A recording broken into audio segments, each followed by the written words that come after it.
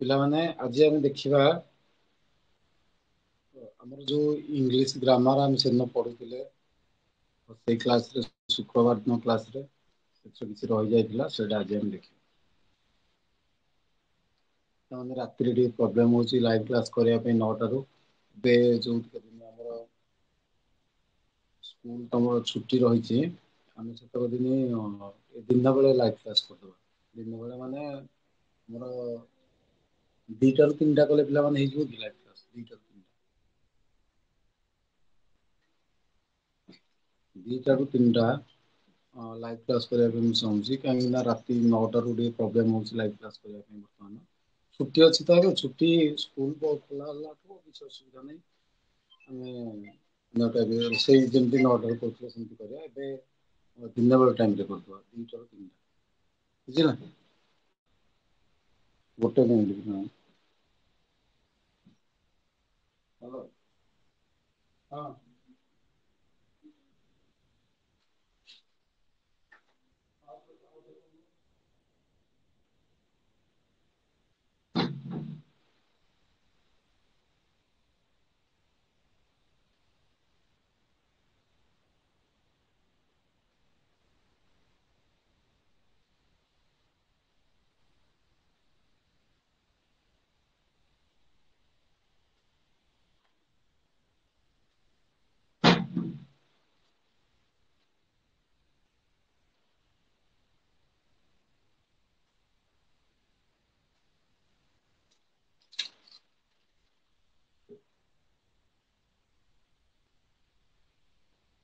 ପିଲାମାନେ କାଲି ଠାରୁ ଆମେ 2ଟାରୁ 3ଟା ଲାଇଭ କ୍ଲାସ କରିବା।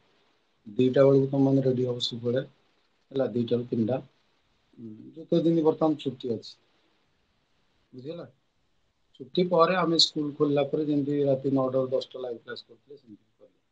ବୁଝିଲ ଖରା ଦିନକୁ ଟିକେ ରାତିରେ ବହୁତ ପ୍ରୋବ୍ଲେମ ରହୁଛି ବୁଝିଲା। ଛୁଟିଟା ହେଇଗଲା ପରେ ଛୁଟି ସ୍କୁଲ ଖୋଲିଗଲା ପରେ ଖରାଟା ଟିକେ କମି ଯାଇଥିବ ତ ତେଣୁ ମୁଁ ଦିନ ବେଳେ 2ଟାରୁ 3ଟା ଲାଇଭ କ୍ଲାସ କରିଦେବି। ବୁଝିଲ ତ।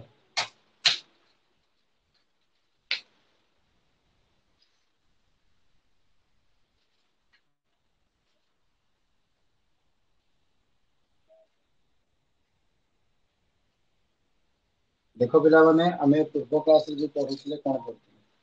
ଆମେ ପୂର୍ବ କ୍ଲାସରେ ପିଲାମାନେ କରିଥିଲେ ଯେ ସବଜେକ୍ଟ ଆଉ ପ୍ରେଡିକେଟ ବିଷୟରେ ପିଲାମାନେ ପଢିଥିଲେ। କୋଉ ବିଷୟରେ ପଢିଥିଲେ ସବଜେକ୍ଟ ପ୍ରେଡିକେଟ।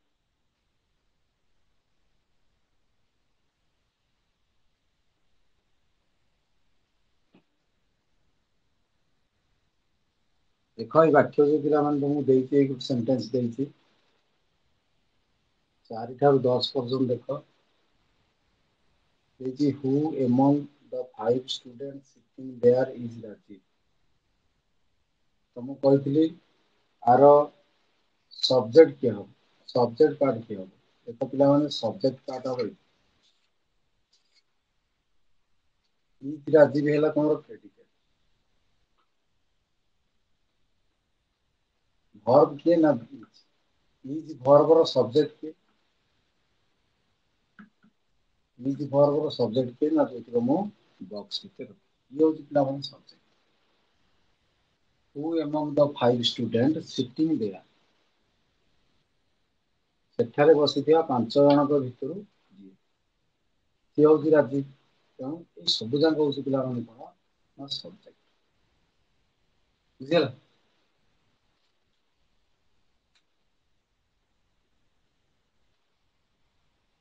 ବୁଝିହଉଛି ସବଜେକ୍ଟ ର ଗୋଟେ ହେଡ ଥାଏ ମୁଖ୍ୟ ଥାଏ ତ ମୁଁ କହିଥିଲି ସବଜେକ୍ଟ ର ହେଡ ହଉଛି କିଏ ନା ନେତା। ଦେଖ ସବଜେକ୍ଟ ଏଠି କଣ ନା ମଲ୍ଟି ୱାର୍ଡ ବହୁତ ଗୁଡେ ୱାର୍ଡ। Multi word subject. ବୁଝିହେଲା ମଲ୍ଟି ୱାର୍ଡ ସବଜେକ୍ଟ ଏଇ ସବଜେକ୍ଟ ମଲ୍ଟି ୱାର୍ଡ ଆର ହେଡ କିଏ ନା ହେଡ ହଉଛି ନାଉନ। ଏଠି ନାଉନ କିଏ ନାଉନ ହଉଛି ପିଲାମାନେ ତମର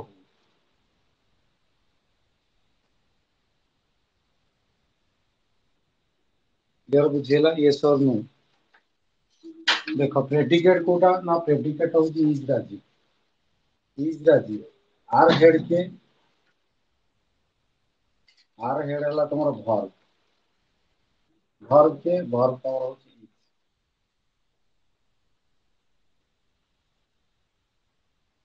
बुझेगा पिला माने 4 नंबर क्वेश्चन बुझेगा कि नहीं देखो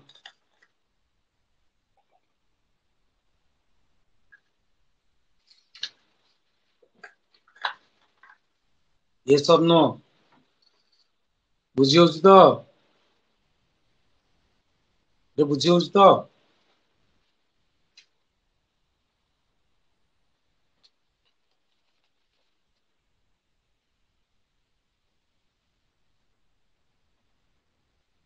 ये बुझी होची ना नहीं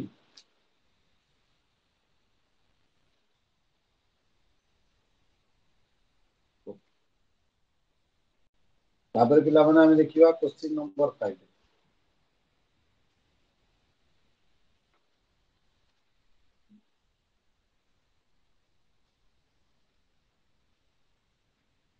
ଆମେ ଏଇ ପ୍ରଶ୍ନ ସେଦିନ କରିଥିଲେ ହେଲା ତାପରଠୁ ଟାଇମ ହେଇଗଲା how long have you been waiting here how long have you been waiting here subject କିଏ subject କିଏ subject କିଏ ଦେଖ ପିଲାମାନେ ଏଠି ତମର ये क्वेश्चन मार्क रे ये होची पिलाମାନେ यू होची तमर सब्जेक्ट ता पूर्व देखा आसी हेल्पिंग वर्ब बुझिला सब्जेक्ट होला पिलाମାନେ तमर यू बाकी आ जो तक रहला सब होला प्रेडिकेट सब्जेक्ट तमर पिलाମାନେ कोन ना सब्जेक्ट होची singular multi verb singular A you कहबा हम कोन प्रोनाउन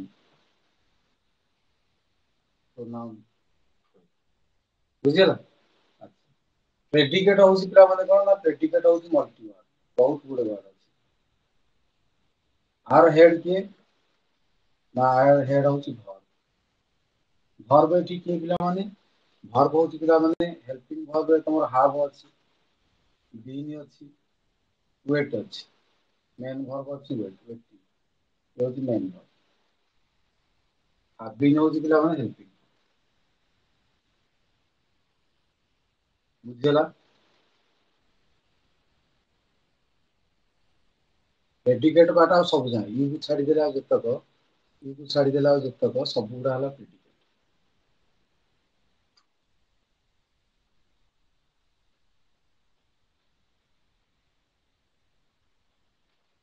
बुझिला तो पिलाମାନେ ହଁ ନା ନାହିଁ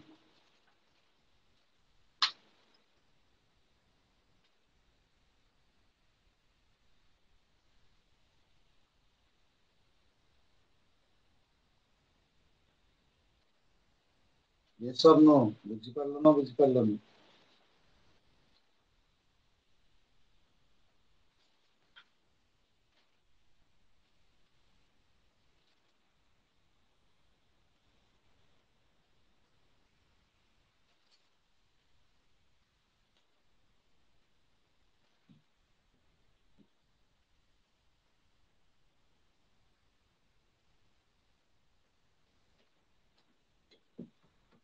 question number 6 why has the modern man been on ହେଲା କୁହ ଏଠି ସବଜେକ୍ଟ କିଏ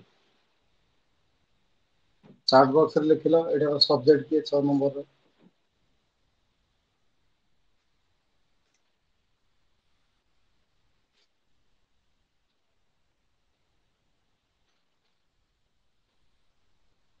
सब्जेक्ट के लेख चार्ट बॉक्स रे लेख सब्जेक्ट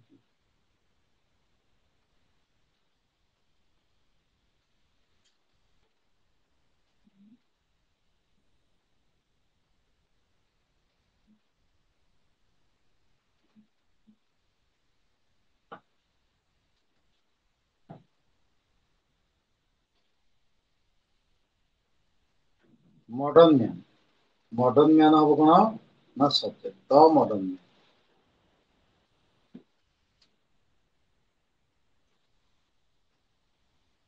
मॉडर्न मैन हम कोन ना सब्जेक्ट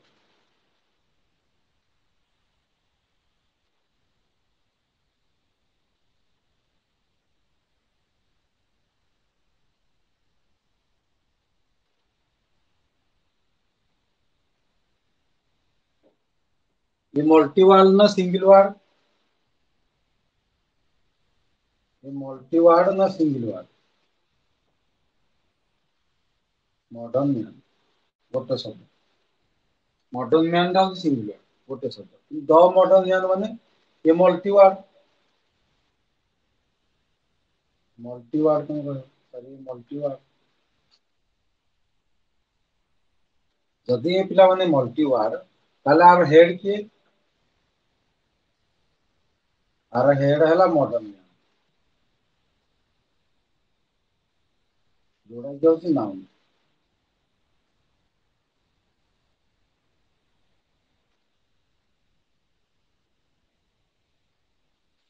जहाँ कहते कौन noun modern man. Modern man गोटे वर्ड मैन अलग छाड़ी छाड़ी लिखा है तुम छाड़ी छाड़ी लिखा है छाड़ी मॉडर्न अलग मैन अलग।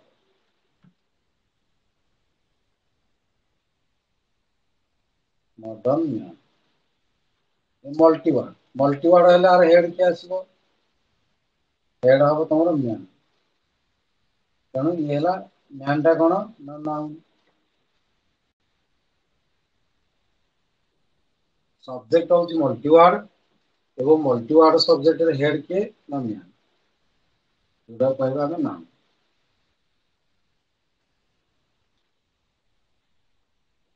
मॉडर्न हेड वर्ड नुह मैन होची हेड वर्ड।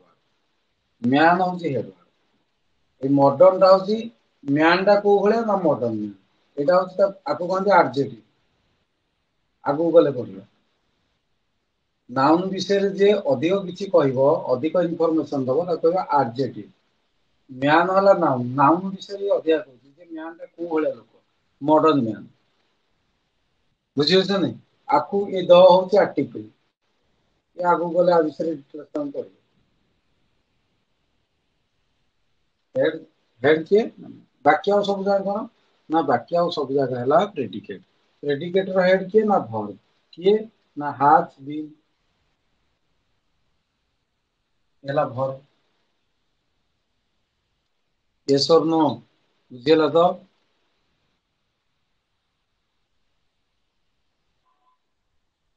6 नंबर क्वेश्चन पिला माने बुझि पालो।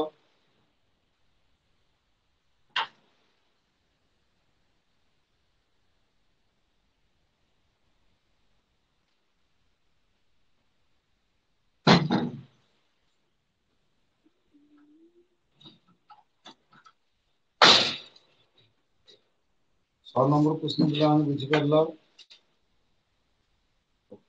Question number 7 class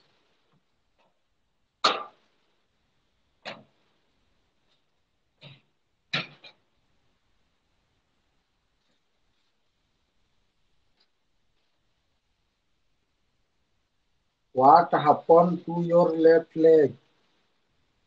What happened to your left leg?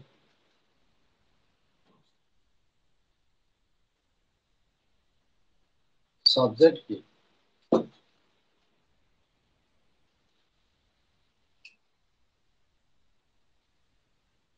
এটি subject কি আছে?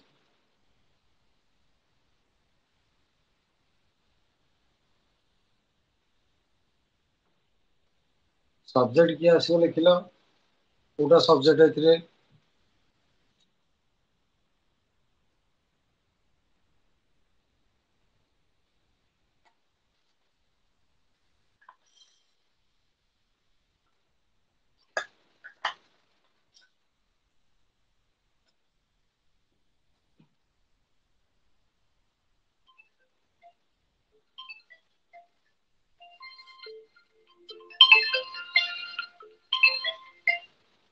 ହ୍ୟାଲୋ ହଁ ହଁ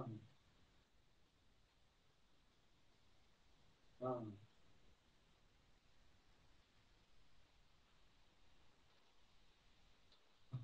ହଁ ହଁ ସେ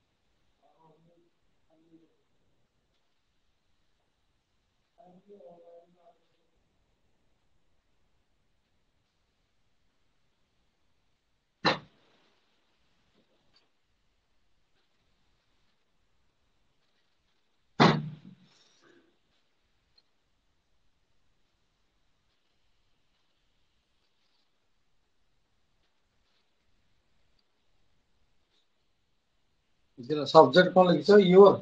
ଦେଖ ଏ ପିଲାଙ୍କର ଫୋନ ଆସିଲା ତ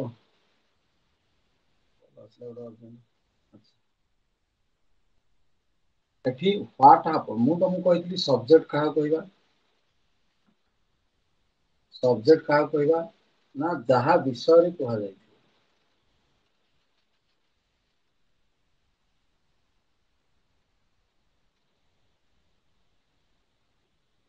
ଯାହା ବିଷୟରେ କୁହାଯାଇଥିବ ସେଇଟା ହଉଛି ସବଜେକ୍ଟ। ପ୍ରେଡିକେଟ କାହାକୁ କହିବା। ପ୍ରେଡିକେଟ କାହାକୁ କହିବା। ପ୍ରେଡିକେଟ କାହାକୁ କହିବା ଯାହା କୁହାଯାଇ।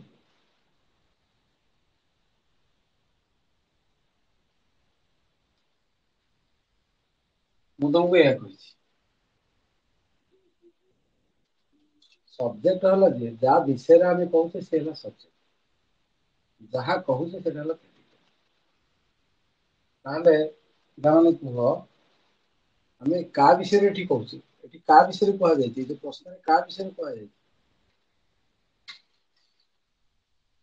କାହା ବିଷୟରେ କୁହାଯାଇଛି ୟୁଅର ବିଷୟରେ ପିଲାମାନେ କୁହାଯାଇଛି। ୟୁଅର ମାନେ ତୁମର।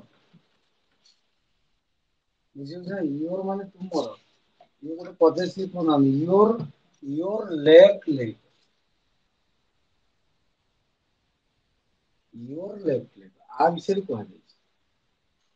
What happen to your left leg. Your left leg ବିଷୟରେ କୁହାଯାଇଛି। ତେଣୁ ସବଜେକ୍ଟ କିଏ ହବ ପିଲାମାନେ your left leg. Your left leg ପିଲାମାନେ ହବ ସବଜେକ୍ଟ।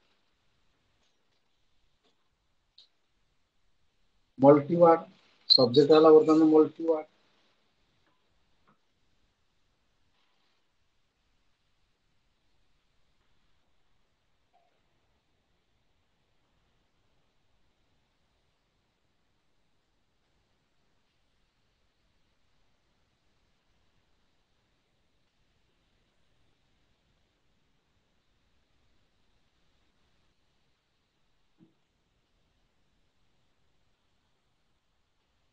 ୟୁଅର ଲେଫ୍ଟ ଲେଗ ତେଣୁ ୟୁଅର ଲେଫ୍ଟ ଲେଗରେ ଇଏ ହଉଛି ମଲ୍ଟିୱାର୍ଡ ସବଜେକ୍ଟ।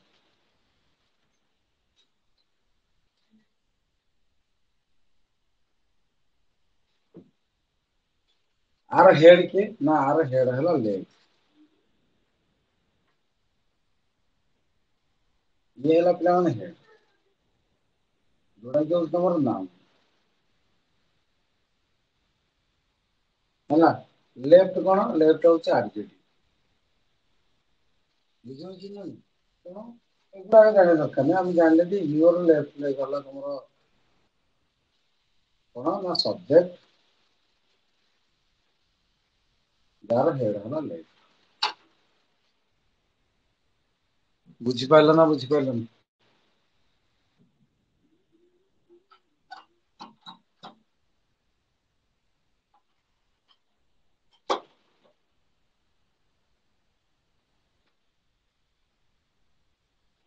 ବୁଝିପାରିଲ ନା ନାଇଁ।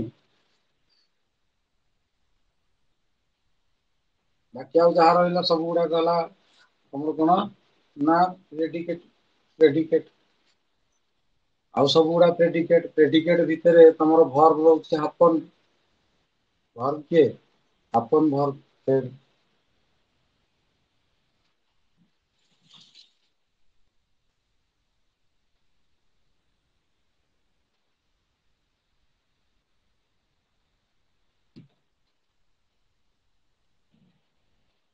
ଏବେ ବୁଝିପାରିଲ ସବଜେକ୍ଟ କଣ ଯାହା ବିଷୟରେ କୁହାଯାଏ।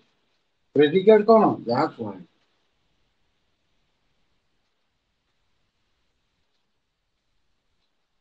8 ନମ୍ବର ଦେଖିଲ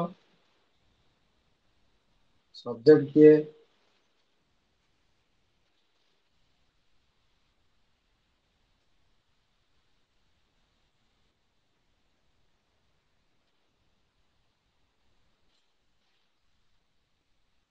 8 नंबर सब्जेक्ट की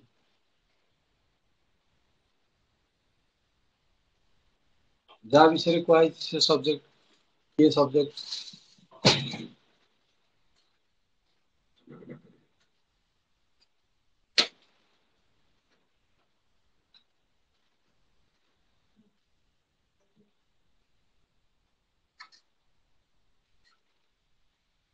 ये सब्जेक्ट 8 नंबर रे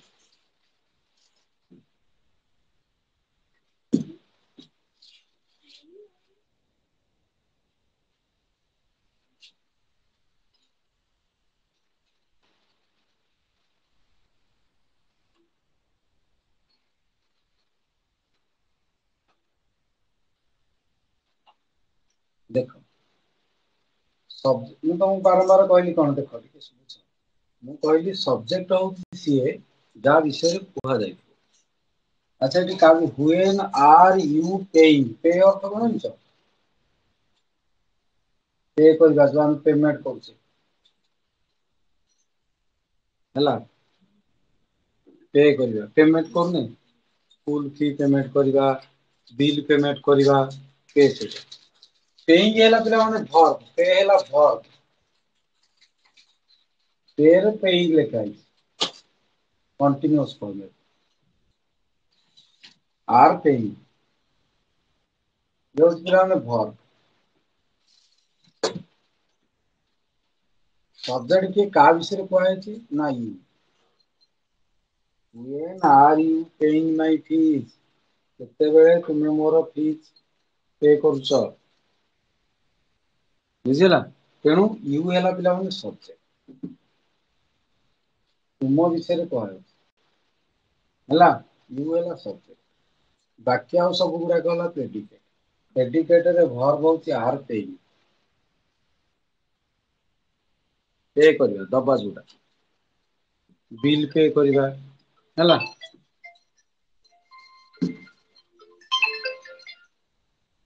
ହ୍ୟାଲୋ ଆରେ ଅନଲାଇନ କ୍ଲାସ ତ ଚାଲିଛି ଟିକେ ସରିଯାଉ କ୍ଲାସ ତ ସରିଯାଉ କଥା ଏ ଆଉ ତ 10ଟାରେ ସରୁଛି ମୁଁ ଟିକେ ଜଲ୍ଦି ସାରିଦେବି ନହେଲେ ହଁ 10 ମିନିଟ୍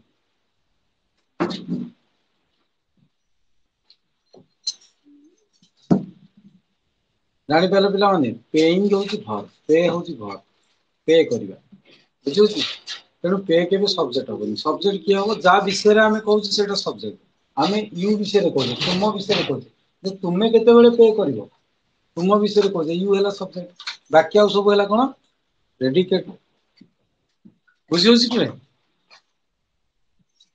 ବୁଝିହଉଛି ତ ସବଜେକ୍ଟ ମାନେ କିଏ ଯାହା ବିଷୟରେ ଆମେ କହିବା ଆମେ ପେଇଂ ବିଷୟରେ କହୁଛେ ଆମେ କାହା ବିଷୟରେ କହିବା ଗୋଟେ ବ୍ୟକ୍ତି ବିଷୟରେ କହିବା ନହେଲେ ଗୋଟେ ବସ୍ତୁ ବିଷୟରେ କହିବା ପେଇଂଟା ତ ଗୋଟେ ବ୍ୟକ୍ତି ନୁହଁ କି ଗୋଟେ ବସ୍ତୁ ନୁହଁ ପେ ଅର୍ଥ ଦବା ଡ୍ୟୁଜ ପେ କରିବା ବୁଝିହଉଛି ନାଇଁ ବିଲ୍ ପେ କରିବା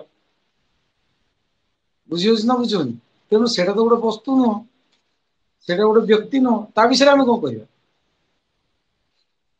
ବୁଝିପାରୁଛ ନା ବୁଝିପାରୁନ ଆମ ମାନଙ୍କର କହିବା ଖାଇବା ଖାଇବାଟା ଗୋଟେ ସବଜେକ୍ଟ ହେଇପାରିବ କାରଣ ଖାଇବା ଗୋଟେ ବ୍ୟକ୍ତି ନୁହଁ କି ବସ୍ତୁ ନୁହଁ ସେଇଟା ଗୋଟେ ଭର୍ବ ଆକ୍ସନ ଭର୍ବ ଜାଣିଲ ସେମିତି ପେଇଂ ମଧ୍ୟ ଗୋଟେ ଆକ୍ସନ ଭର୍ବ ଓକେ ୟେସ୍ ଅର୍ ନୋ ତାହେଲେ ସବଜେକ୍ଟ ହେଲା ତମର କିଏ ନା ସବଜେକ୍ଟ ହେଲା ତମର ଭର୍ବ ହେଲା କିଏ ତମର ନା ଭର୍ବ ହେଲା ପେ ଜାଣିଲ ତ ୟୁ କୁ ଛାଡିଦେଲେ ଆଉ ଯେତେ ସବୁ ହଉଛି ତମର ପ୍ରେଡିକେଟ ବୁଝିପାରିଲ ନା ୟେସ୍ ଅର୍ ନୋ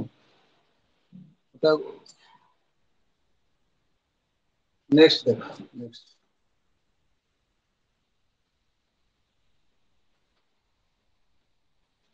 ରାତିରେ ପିଲାମାନେ ଟିକେ କଲ୍ ଆସୁଛି କାମ ପଡିଯାଉଛି ଇଆଡେ ସିଆଡେ କଣ ପ୍ରୋବ୍ଲେମ ହଉଛି ପଢେଇବାରେ ସେଥିପାଇଁ କାଲିଠୁ ଦିନ ବେଳେ କରିଦବା 2ଟା ରୁ 3ଟା ପଢିଦବା ହେଲା କାଲିଠୁ 2ଟା ରୁ 3ଟା ତମର ଟିକେ ରେଡି ଥିବ 2ଟା ରୁ 3ଟା ପଢିଦବା ଚାରିଟା ଯେହେତୁ ଅନ୍ୟ ଇଏ ଗୁଡା ରହୁଛି ତେଣୁ ଆମେ 2ଟା ରୁ 3ଟା ପଢିଦବା ଏଇ ଦିନ ସ୍କୁଲ ଯୋଉ ଦିନ ଛୁଟି ଅଛି ଆଉ ହେଲା ତାପରେ ସ୍କୁଲ ଯେତେବେଳେ 10ଟାରୁ 4ଟା ହବ ସେତେବେଳେ ରାତିରେ ପଢିବା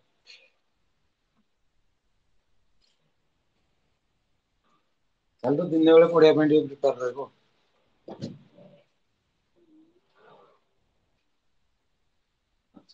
ନେକ୍ସଟ ये ସରିଗଲା କେତେ ନମ୍ବର? 8 ନମ୍ବର ସରିଗଲା। ତାପରେ 9 ନମ୍ବର।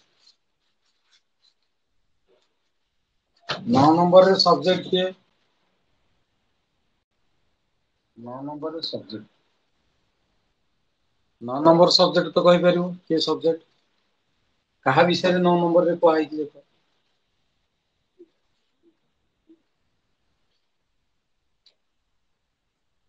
ସବଜେକ୍ଟ କିଏ?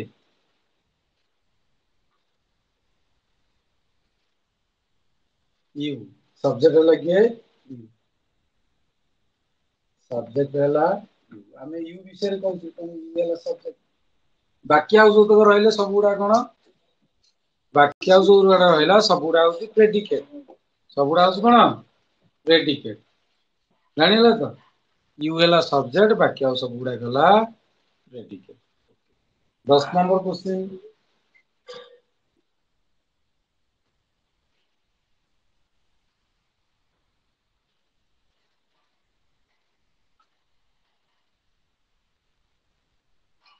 Where did you dine last night? Where did you dine last night? ଏବେ ପିଲାମାନେ ଜାଣିପାରୁଥିବ ୟୁ ହଉଛି ସବଜେକ୍ଟ ବାକି ଆଉ ସବୁ ଯାକ ପ୍ରେଡିକେଟ। ପ୍ରେଡିକେଟ ପାର୍ଟରେ ଭର୍ବ କିଏ ପିଲାମାନେ? ଡିଡ୍ ହଉଛି ହେଲ୍ପିଂ ଭର୍ବ, ଡାଇନ୍ ହଉଛି ମେନ୍ ଭର୍ବ। ଡାଇନ୍ ମାନେ କଣ? ଡିନର କରିବା। ଡିନର କରିବା ରାତ୍ର ଭୋଜନ ଯୋଉଟା। ବୁଝିହେଲା? ଲାଷ୍ଟ ନାଇଟ୍ ଗଲା ରାତିରେ କୋଉଠି ରାତ୍ରି ଭୋଜନ କରିଥିଲା? ଡାଇନ୍ ଅର୍ଥ ରାତ୍ରି ଭୋଜନ। ଇଏ ହଉଛି ପିଲାମାନେ ମେନ୍ ଭର୍ବ। ଏଇଟାର ସେମିତି ଭର୍ବ ହଉଛି ୱାଣ୍ଟ, ଡୁ ହଉଛି ହେଲ୍ପିଂ ଭର୍ବ। ବୁଝିହେଲା? ଜାଣିପାରିଲ ତ? ଏସବୁ ବିଷୟ ପିଲା ଏଠି ତମ ପିଲାମାନେ ଦେଖ ଏଠି ଯୋଉ 3-4ଟା ସେଣ୍ଟେନ୍ସ ଲେଖା ହେଇଛି do me a favour, go there, please help me, drive me away, ଏଗୁଡାକୁ ସବୁ ପିଲାମାନେ ଇମ୍ପରଟିଭ ସେଣ୍ଟେନ୍ସ କୁହାଯାଏ। ଏଗୁଡା କଣ କୁହାଯାଏ? Imperative sentence. ଆର ସବଜେକ୍ଟ ଅଲୱେଜ ୟୁ। ଆର ସବଜେକ୍ଟ ହଉଛି always you. You do me a favour ହେଲା। ଅଲୱେଜ ଆର ସବଜେକ୍ଟ। ଏଇଭଳିଆ ବାକ୍ୟ ଯେତେବେଳେ ତମେ ଦେଖିବ ଦେଖ ଭର୍ବ ରୁ ସବୁ ଆରମ୍ଭ ହେଇଛି ନା ପ୍ଲିଜ ଲାଗିଛି। ଭର୍ବ ରୁ ସବୁ ଆରମ୍ଭ। ତେଣୁ ଏଗୁଡାକର ହେଲ୍ପିଂ ଭର୍ବ ହଉଛି ୟୁ। ଏ ସବଜେକ୍ଟ ହଉଛି କଣ? ୟୁ। ଜାଣିପାରିଲ?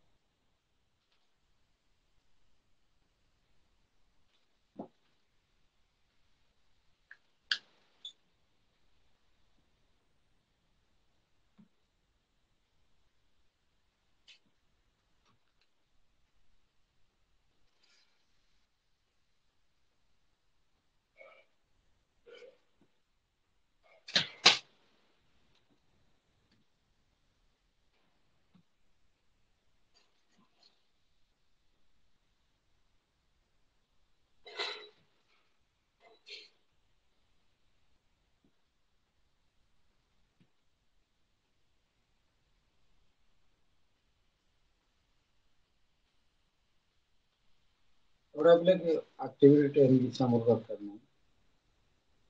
ଏ କିଛି ଦରକାର ନାହିଁ।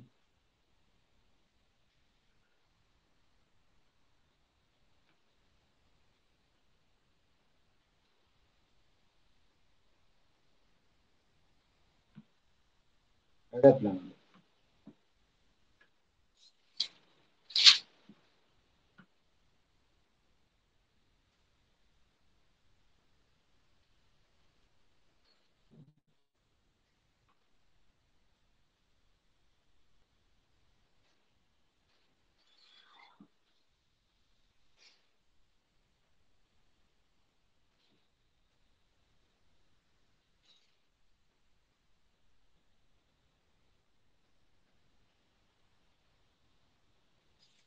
ଏଇ ସେଣ୍ଟେନ୍ସ ଗୁଡିକୁ ପିଲାମାନେ ଦେଖ। फास्ट सेंटेंस रे पिला मान देजी बिनो is a tall boy subject किए ना बिनो बिनो को पिला माने नाउन कहते कौन कहते नाउन बिनो को कहते नाउन नाउन अर्थ पिला माने कोन ना गोटे नेमिंग वर्ड जते सब ना में लिखिबा सेगुड़ा होती ना बही बही कहले गोटे ना ता ना दिया ହେଇଛି बही मने करो बॉय ता ना दिया ହେଇଛି बॉय चाइल्ड ना दिया ହେଇଛି चाइल्ड काउ ता ना दिया ହେଇଛି काउ चेयर ता ना दिया ହେଇଛି चेयर ତେଣୁ ରସୁ ଗୋଟେ ନା किंग किंग ମାନେ ଜଣଙ୍କର ନାଁ ଦିଆ ହେଇଛି କିଙ୍ଗ ତା ମାନେ ସେ ନାଉନ୍ ବୁଝିହେଲା ନେମି ତେଣୁ ବିନା ହଉଛି ନେମି ଗୋଟେ ନାଉନ୍ ଦ୍ୱିତୀୟ ବାକ୍ୟ ଦେଖ ଦ୍ୱିତୀୟ ବାକ୍ୟକୁ ଯଦି ଦେଖିବ ହି ଇଜ ଭେରି ଇଣ୍ଟେଲିଜେंट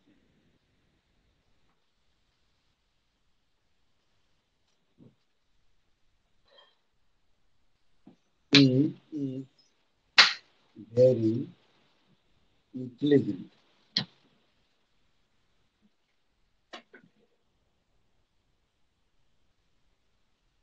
सब्जेक्ट किए पिला माने सब्जेक्ट हैला पिला माने ये सब हैला प्रेडिकेट ए ही कोन ना ही होची पिला माने प्रोनाउन मने कर लिखा है थांदा राजेश ताले राजेश पाई हमें ही लिखा राजेश कोन ना गोटे ना एवं ये हैला पिला माने नाउन राजेश कोन नाउन ता पाई कोन लिखिले ही ତେଣୁ ହି ହେଲା ପିଲାମାନେ ନାଉନ୍ ପରିବର୍ତ୍ତେ ପିଲାମାନେ ଯାହା ଆମେ ଲେଖିବା ତାକୁ ଆମେ କହିବା ପ୍ରୋନାଉନ୍ କଣ କହିବା ପ୍ରୋନାଉନ୍ କହିବା ନାଉନ୍ ବଦଳରେ ଯାହା ଲେଖିବା ତାକୁ ଆମେ କହିବା ପ୍ରୋନାଉନ୍ ମନେକର ଗୋଟେ ନାଉନ୍ ଗୋଟେ ବୁକ୍ ଗୋଟେ ନାଉନ୍ ତା ପାଇଁ କଣ ପ୍ରୋନାଉନ୍ ଲେଖିପାରିବା ଇଟ୍ ମନେକର ରୀତା ଗୋଟେ ନାଉନ୍ ତା ପାଇଁ କଣ ଆମେ ପ୍ରୋନାଉନ୍ ଲେଖିପାରିବା ସି ବୁଝିହେଲା ନା ବୁଝିହେଲାନି ଯଦି ଟେବୁଲ ହଉଛି ଗୋଟେ ନାଉନ୍ ତା ପାଇଁ ପ୍ରୋନାଉନ୍ କଣ ଲେଖିପାରିବା ନା ଇଟ୍ ଏଇ ଟାଇପର ଆମେ ଲେଖିପାରିବା ହେଲା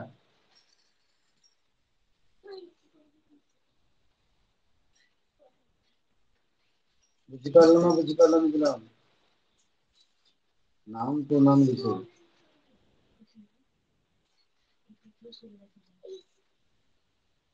ଜାଣିଗଲ ତ ପିଲାମାନେ ଆଉ ତ ମନେକର କହୁଛି ଷ୍ଟୁଡେଣ୍ଟସ୍ ଗୋଟେ ନାଉନ୍ ହେଲା ତା ପାଇଁ ପ୍ରୋନାଉନ୍ କଣ ଲେଖିପାରିବା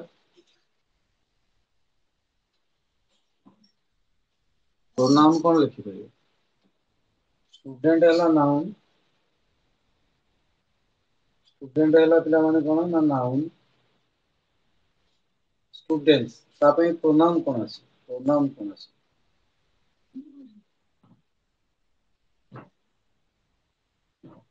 आर होती वर्ब हेल्पिंग वर्ब बा ऑक्सिलरी वर्ब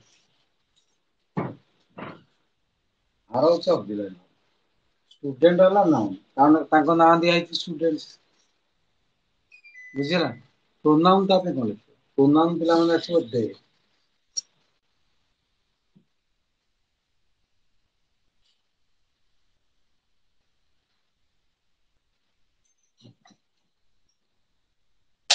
प्रोनाउन ଆସିବ କଣ ପିଲା ମାନେ ବୁଝିଲା ତ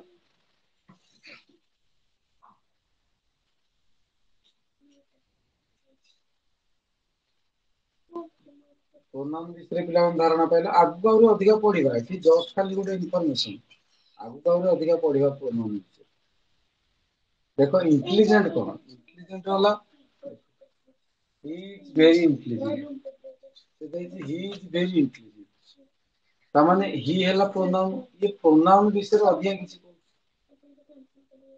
जे से कोन ता विषय रे डिटेल्स कहू जे से होची इंटेलिजेंट तेणु नाउन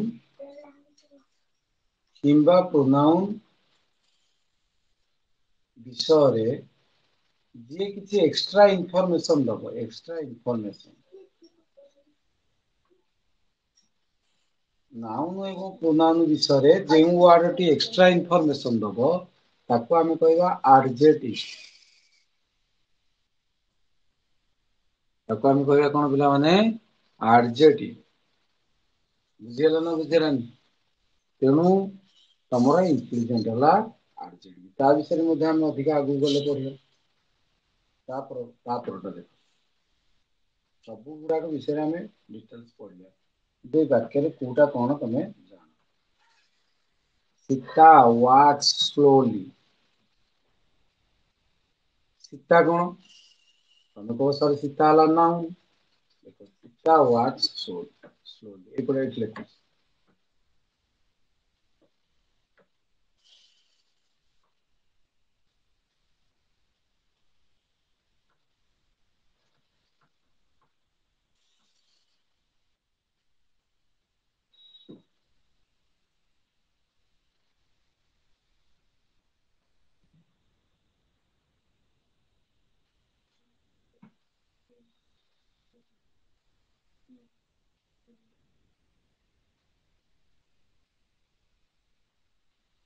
ସୀତା ୱାକ୍ସ। ସବଜେକ୍ଟ କିଏ ପିଲାମାନେ?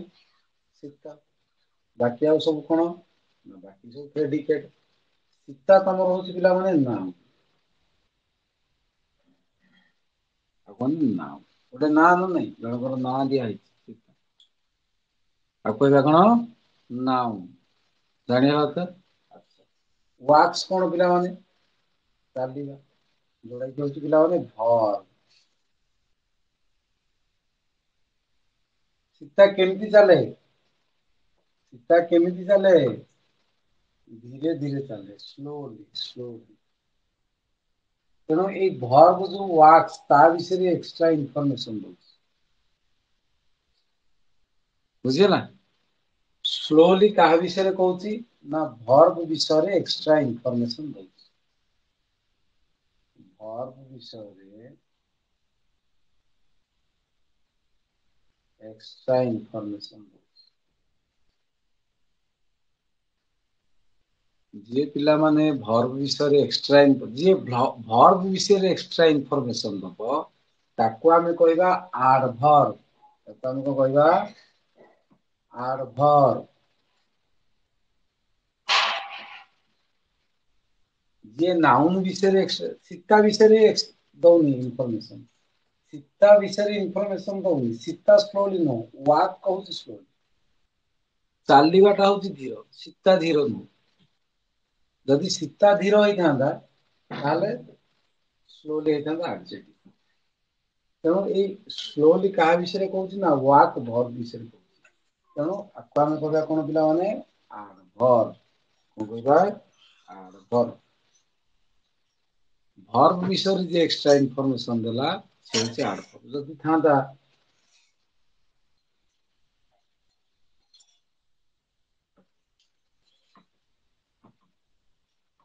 Sita is very good.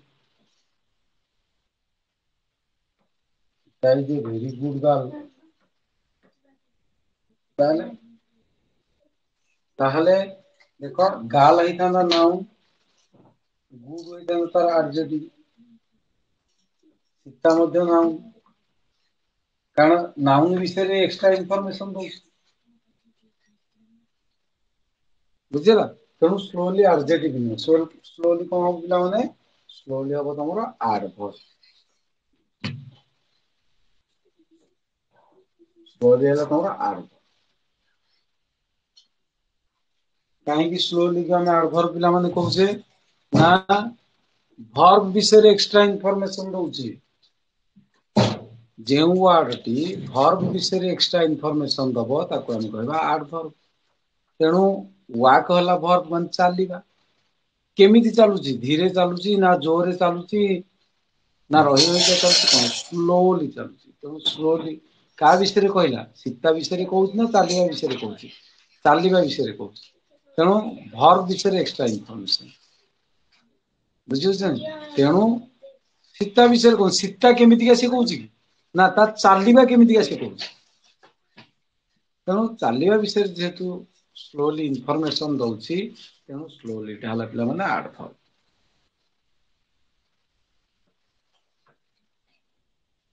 4 number question देखो आउरी आगु आडभर विषय बहुत बढ़िया स्वतंत्र चैप्टर अछि पिला माने आडभर विषय The pen is in the box. The pen is in the box.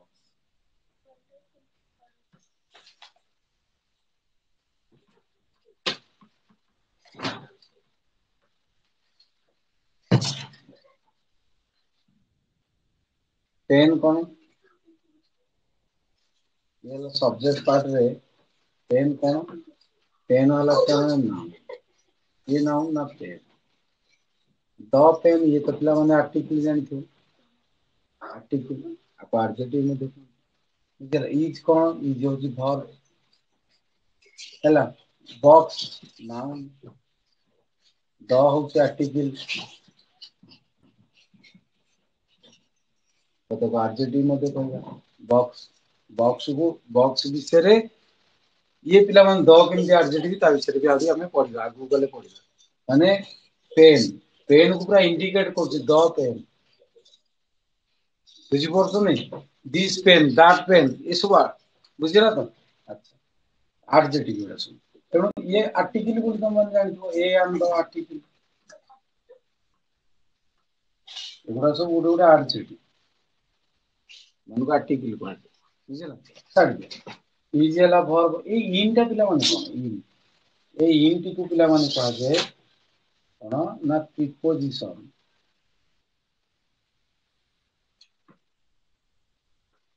पिला माने कोन ना प्रीपोजिशन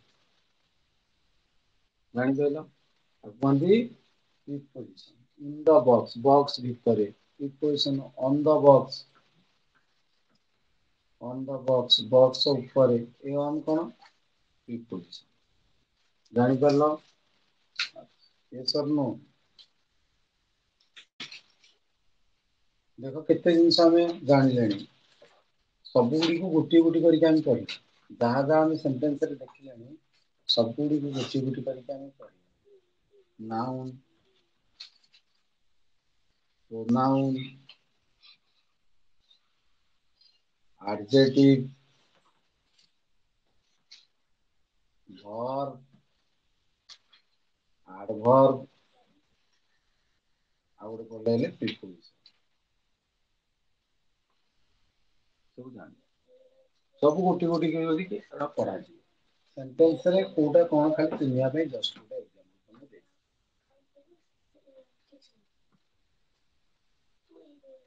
अच्छा देखो क्वेश्चन नंबर 5 देखो ये जो 5 डी देछि पिला माने कोन राम एंड हरि राम कोन राम पिला माने होछि नाउन हरि कोन हरि होछि नाउन आर होछि पिला माने कोन ना आर होछि पिला माने वर्ब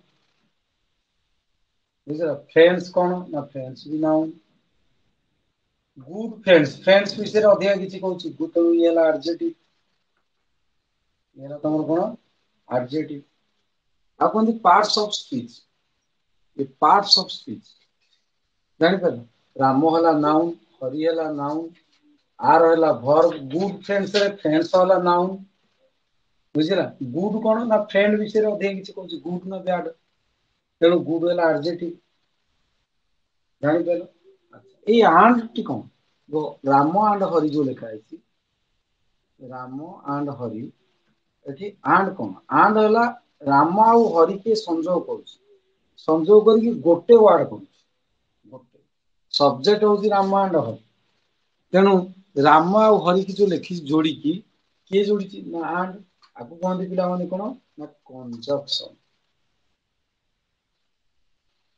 जे दीटा वर्ड को जोड़िबो किंबा दीटा फ्रेज को जोड़िबो फ्रेज विषय आगु पढे फ्रेज तो गोटे वर्ड को नहीं गोटे फ्रेज दे बुझिला किंबा क्लॉज को जोड़िबो वाक्य खंड ताकू जोड़िबो ताकू कहा जे कोन ना ताकू कहा जे तमर कोन कंजक्शन तेणु आंड हला कंजक्शन जेमती प्रीपोजिशन गोटे नुआ जिनिस तुम शिखिल सेमती कंजक्शन मध्ये आ गोटे नुआ जिनिस कंजक्शन and ହେଇପାରିବ conjunction, or ହେଇପାରିବ conjunction, ବୁଝିଲେ ଏଇଭଳି ସବୁ conjunction ଅଛି। ଆଗକୁ ଗଲା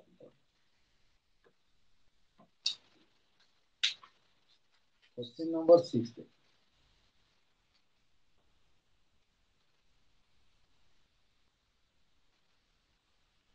कौन देखिए क्वेश्चन नंबर 6 से पिलाने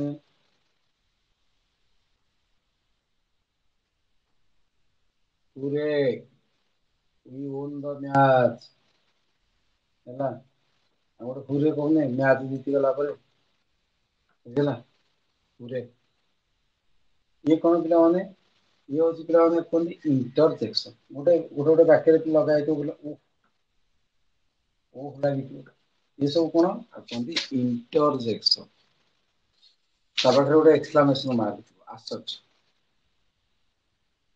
वाओ तमे कहू जे बुझला कोन ना इंटरसेक्शन एरा सब कोन कहदे इंटरसेक्शन आ गोटे नुवा जिंस हम पढिया सेटा कोन इंटरसेक्शन जानल तो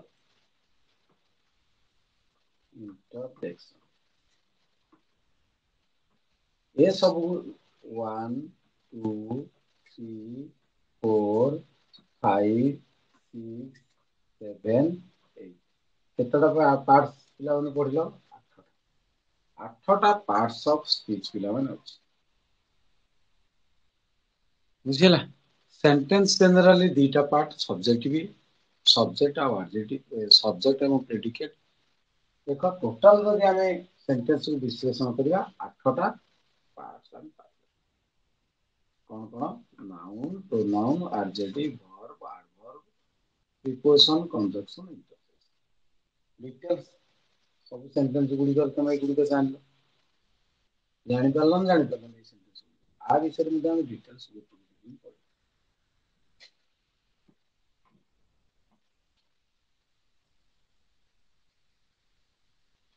डिटेल्स को थोड़ी पड़े है